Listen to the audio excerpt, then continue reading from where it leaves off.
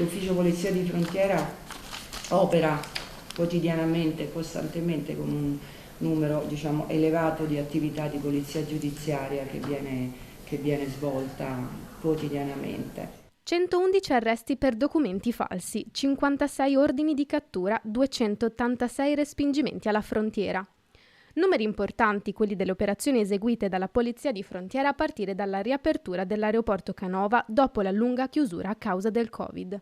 Un lavoro attento che Stefania Niro, dirigente della Polizia di Frontiera Aerea, ha seguito per ben 13 anni. Dopo 35 anni di carriera, la dirigente andrà in pensione.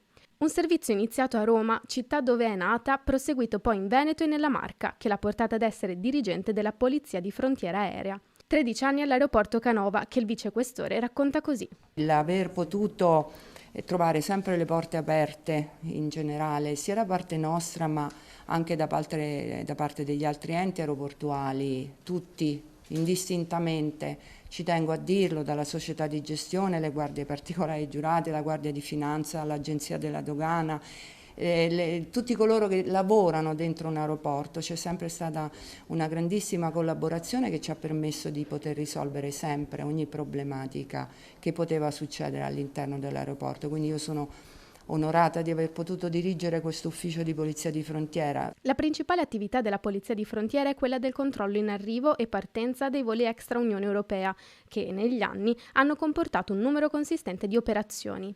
L'ultima, in ordine di tempo, una delle più significative per la dirigente Stefania Niro. L'ultimo è stato l'episodio di una signora con doppia cittadinanza, arrivata qui sia israeliana che americana, arrivata da Tel Aviv, purtroppo aveva un ordine di cattura che non potevamo non eseguire. Fu una giornata molto intensa nel cercare sia di rassicurare la signora e di darle la massima assistenza, sia nel cercare di contattare le autorità straniere che finalmente il giorno dopo siamo riusciti a contattare e a risolvere. A giorni il nome di chi prenderà il suo incarico di dirigente all'aeroporto Canova.